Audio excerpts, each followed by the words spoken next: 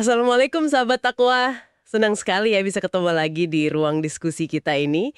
Pernah nggak sih kita kepikiran gitu sahabat takwa soal konsekuensi kalau kita ragu sama kebenaran ilahi, apalagi ragu sama Al-Quran? Wah, pertanyaan bagus itu. Hari ini kita coba yuk kita gali sama-sama satu ayat yang peringatannya keras banget, tapi ya itu penuh pelajaran juga. Surah Al-Baqarah ayat 24. Ayat 24 ya? Iya. Dan ayat ini tuh nggak berdiri sendiri loh sahabat takwa. Ada kaitannya. Betul, betul. Ini kan nyambung langsung ya dari ayat sebelumnya, ayat 23. Yang isinya tantangan dari Allah buat siapa aja yang ragu sama Al-Quran. Tantangan yang, wah tegas banget ya. Iya. Wa in kuntum fi raibin mimma nazzalna ala abdina fa'tu bi suratin mim mithlih. Disuruh bikin satu surat aja yang mirip gitu kan. Nah, persis. Setelah tantangan itu, ayat 24 ini langsung ngasih tahu konsekuensinya. Atau bisa dibilang penegasan lah kalau mereka emang nggak akan mampu jawab tantangan itu. Oke. Jadi, tujuan kita hari ini yaitu kita coba pahami makna peringatan di ayat 24 ini, gimana konteksnya kata para ahli tafsir, terus apa sih pesannya buat kita sekarang di zaman modern ini? Sip. Oke deh. Mari kita mulai bedah ayatnya. Awal ayat 24 bunyinya gini nih. Fa in lam taf'alu walan taf'alu. Fa'in lam taf'alu walan taf'alu. Maka jika kamu tidak dapat membuatnya, dan pasti kamu tidak akan dapat membuatnya. Wah, ini kedengarannya final banget ya, definitif gitu. Banget. Para mufasir itu ngejelasin, sahabat Aqua, kalau lam taf'alu, Yang artinya kamu tidak dapat membuatnya. nah, itu nunjukin fakta bahwa mereka dulu sampai ayat ini turun emang beneran nggak bisa jawab tantangan itu. Kesempatannya sih ada, tapi ya kemampuannya nggak ada. Gitu. Oke, tapi yang mungkin lebih bikin wah kaget itu bagian walan taf'alu ya. Dan pasti kamu tidak akan dapat membuatnya. Pakai kata lan di situ kan kesannya negasinya mutlak ya buat masa depan. Tepat sekali. Lan itu dalam bahasa Arab memang buat menegasikan sesuatu di masa depan. Dan negasinya kuat banget. Sering diartikan nggak akan pernah selamanya. Selamanya ya. Jadi Allah nggak cuma bilang mereka nggak mampu waktu itu, tapi juga negasin sampai kapanpun manusia tuh nggak akan pernah bisa bikin yang semisal Al-Quran. Wah, ini kayak udah diskakmat gitu ya tantangannya, game over. Ya, bisa dibilang gitulah. Bahkan nih, ulama kayak Imam As-Sa'di, terus Ibnu Asyur dalam tafsirnya, itu menyoroti kalau kalimat walan taf'alu ini aja udah mujizat. Mukjizat? Kok bisa? Iya, mukjizat linguistik sekaligus kabar goib, prediksi ilahi soal masa depan. Dan terbukti bener kan selama 14 abad lebih ini, nggak ada sejarah mencatat nggak ada yang bisa nandingin Al-Quran. Mau dari sastrannya, kedalaman maknanya, akurasi ilmiahnya, keindahan hukumnya, nggak ada. Masya Allah, luar biasa ya. Nah, terus setelah Allah negasin ketidakmampuan mutlak ini, apa dong langkah logis berikutnya yang ditunjukin ayat ini? Ayatnya langsung ngasih perintah. Sebagai konsekuensi, fattakun nar. Fattakunna. Fattakun nar. Maka peliharalah dirimu dari neraka. Huruf fa di awal itu, fa, nunjukin hubungan sebab akibat, atau kesimpulan logis lah. Fattaku. Ini akarnya sama kayak takwa kan ya? Yang sering kita artikan takut. Betul, akarnya sama. Tapi maknanya itu lebih dalam dari sekedar takut pasif loh.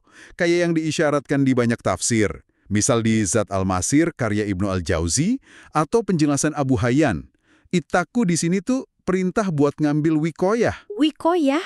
Apa tuh? perisai, pelindung. Jadi ini tindakan aktif, jaga diri, waspada, menghindar dari bahaya neraka itu. Oh, jadi bukan cuma takutlah sama neraka, tapi lebih ke ambil langkah nyata buat ngelindungin diri dari neraka.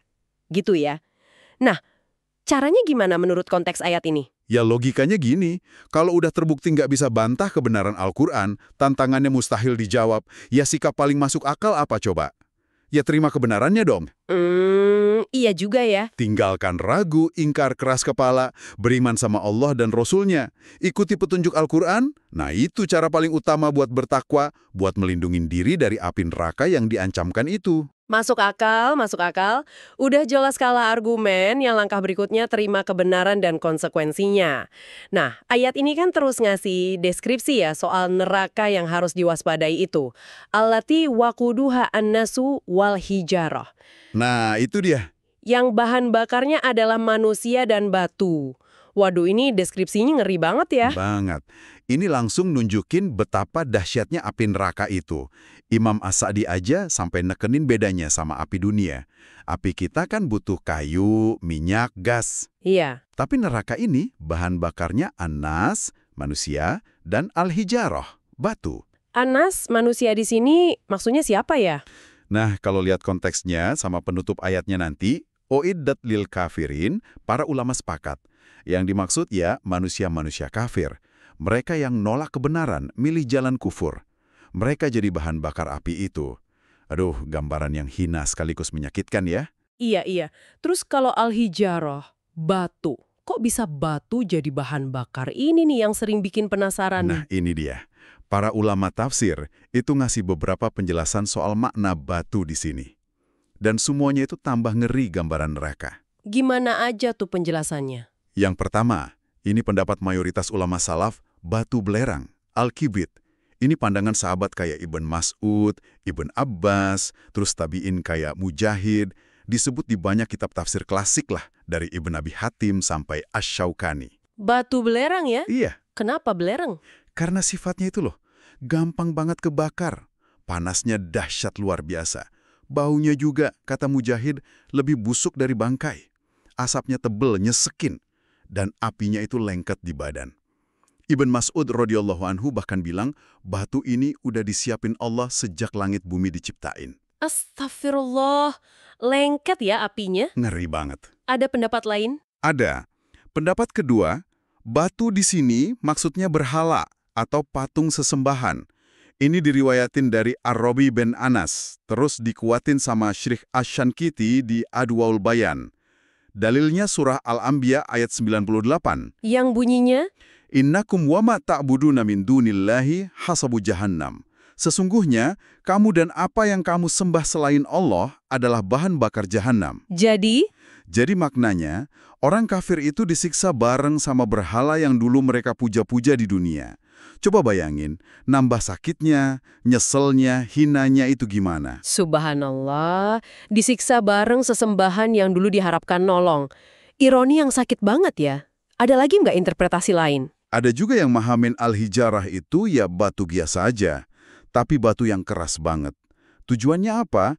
Buat nunjukin betapa dahsyatnya api neraka itu. Maksudnya? Ya kalau batu aja yang padat keras gitu. Bisa jadi bahan bakar, bisa kebakar hebat. Gimana manusia di dalamnya coba? Ini buat nekenin panasnya itu loh, yang nggak kebayang. Masya Allah. Jadi 3 makna ini, walau beda detailnya, intinya sama ya. Neraka itu siksanya dahsyat banget, panasnya luar biasa. Apalagi kalau ingat hadis yang bilang, panas api dunia cuma 1/70 dari panas jahanam. Na'udzubillah min dzalik. Betul. Dan ayat ini ditutup dengan penegasan yang nggak kalah penting. Uiddat lil kafirin. Neraka itu disediakan bagi orang-orang kafir. Kata uiddat ini yang artinya disediakan atau telah dipersiapkan, kayaknya ada makna teologisnya ya? Dalam banget. Para ulama Ahlus Sunnah wal Jamaah, kayak yang dijelasin di banyak tafsir, termasuk oleh Imam As-Sa'di, terus Al-Alusi di Ruh Al-Ma'ani, itu jadiin kata kerja lampau uiddat ini sebagai salah satu dalil. Dalil apa tuh? Dalil kalau neraka dan juga surga itu udah diciptain.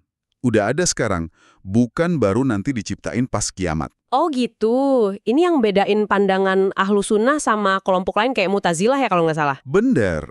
Mu'tazilah kan bilang surga neraka belum ada. Tapi Al-Quran pakai kata uiddat, telah disiapkan. Ini nunjukin eksistensinya udah ada.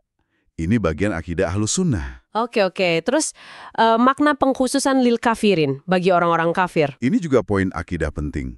Ditegasin kalau neraka itu secara spesifik dipersiapkan buat orang kafir.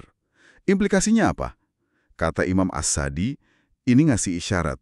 Kalau orang beriman yang tauhidnya benar, sekalipun pernah dosa besar, dia nggak akan kekal di neraka. Nggak kekal ya? Iya, karena neraka itu hakikatnya tempat kembali abadi buat orang kafir. Wah, jadi ini sekaligus ngebantah pandangan kelompok lain dong ya yang bilang pelaku dosa besar dari Muslim bakal kekal juga di neraka. Tepat. Ini ngebantah pandangan Khawarij dan Mu'tazilah. Ibnu Abbas juga jelasin, kafir di sini ya mencakup siapa aja yang dalam kekufuran. Kayak kaum musyrik Mekah dulu, atau ahli kitab yang nolak Nabi Muhammad SAW. Dan berlaku umum buat siapapun yang sifatnya sama. Ini nunjukin keadilan Allah sekaligus rahmatnya buat orang iman yang dosa tapi masih megang tauhid. Jelas banget sekarang penjabarannya. Mulai dari tantangan yang nggak kejawab, perintah buat waspada, gambaran ngeri bahan bakar neraka, sampai penegasan buat siapa neraka itu disiapin. Nah, sekarang nih, bagian pentingnya. Kita tarik relevansinya.